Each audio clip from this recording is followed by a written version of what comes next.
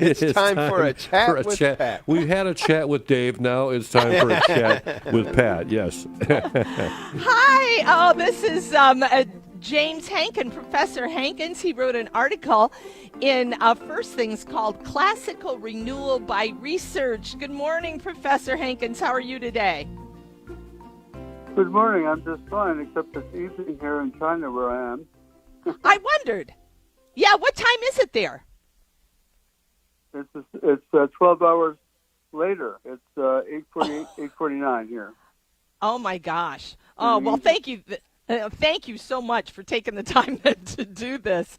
I was really taken by your article because I think when we talk about the humanities, when I was coming through high school, they were almost viewed as kind of fluff when choosing a career, right? It was like, well, yeah, okay. Yeah. And when I teach in higher ed, I get that same feel from my students. Well, we got to get these courses out of the way so we can get to the real stuff. So what led to education moving away from the humanities, and what do you think is starting to bring back classical education? Well, I think that the humanities throughout their history have been used to build character and to train future statesmen and to do all sorts of important things that they're not doing now.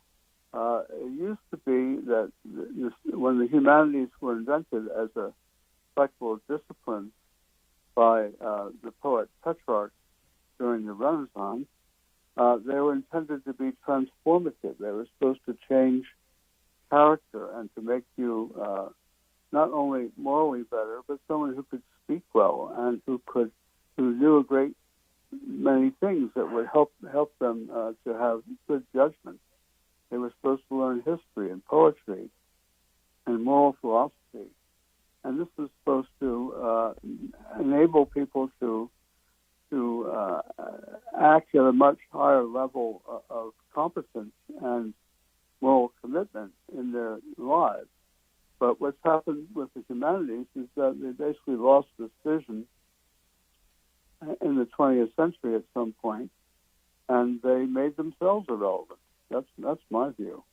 Well, what do you think is starting, because we're starting to see elementaries and even high schools that are classical education now.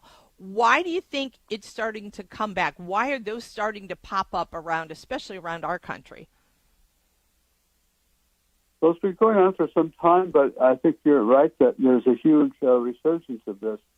And one reason that I'm in China is I'm teaching at a classical school in China that's trying to revive Confucian education, the traditional Chinese humanities, which is, I think, a bit under the radar for the classical education movement. No, I think the reason why it's coming back is that people, obviously, they don't like what's being taught to their children in the public schools. And during COVID, a great many people overheard what their children were being taught as they were zooming into their classes. So I think the parental dissatisfaction is one reason. And of course, there is an attitude among many public school teachers, not all, that parents are to be treated with contempt. That the teachers are professionals, they know best, they've had all the education degrees, and the parents don't know anything. They should just shut up and listen to the professionals. I don't say all schools have that. Many schools do not. But, but that's one thing. And the other thing is that parents are worried about what's happening to their children. Their children are spending far more time on social media than they are with their families and with their friends, and social media has a deleterious effect on character. So one of the things that the classical education movement all emphasize, every school I've ever seen that does classical education emphasizes character formation. That we're going to teach students how to build the virtues and we will provide examples of good character. This is something that humanities education traditionally insisted on, that the teachers who teach students themselves be people of good character, that they offer examples, because it was always said that example is much more important than precept. Yeah. You can memorize the classics, but if you see one good person, one good man, one good woman who sets an example for you, that's far more important than anything else. Well, one of the things, Professor, is in your article you talk about kind of all of this current research in the field of humanities, and that it really is more of a political ideology that's kind of trying to be pushed. So in this time we have left, what do you believe is really true humanistic research, and how can we restore that? So I spoke a bit in the article about my own experiences as a young researcher when I think things were a lot healthier in academia. The article was really intended to promote the idea that classical school teachers need to keep their minds sharp by doing research, or at least going back to the text that they studied, and to refire the spark of inquiry. And most people who took up the humanities in college were people who were fascinated by courses. They had great professors. They took courses, and they just said to themselves, "I have to keep doing this in my life." But then, when you go out and start teaching, and you're teaching heavy teaching loads in many cases. 5 years go by, 10 years go by.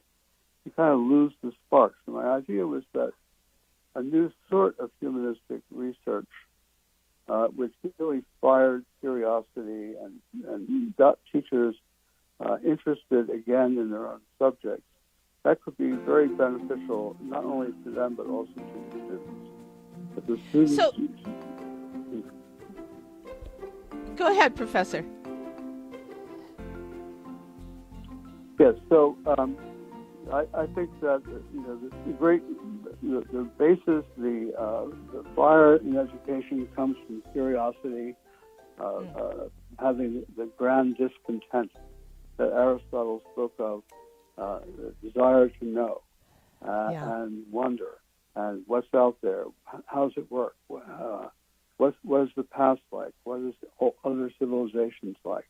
That kind of curiosity, I think, is driven by a good research, a research program that is a serious and rigorous research, and not the kind of garbage that's done by professors to please each other. Oh, well, thank you so much, Professor. Our guest today was Professor James Hankins. And his article is in First Things.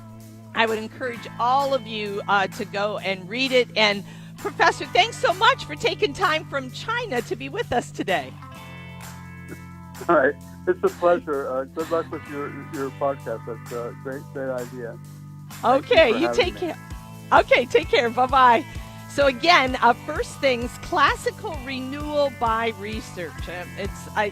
We've got to return to a real understanding of education. I love it, Pat, and I have to say this. I didn't know I spoke Chinese, but I understood everything he said. I did too.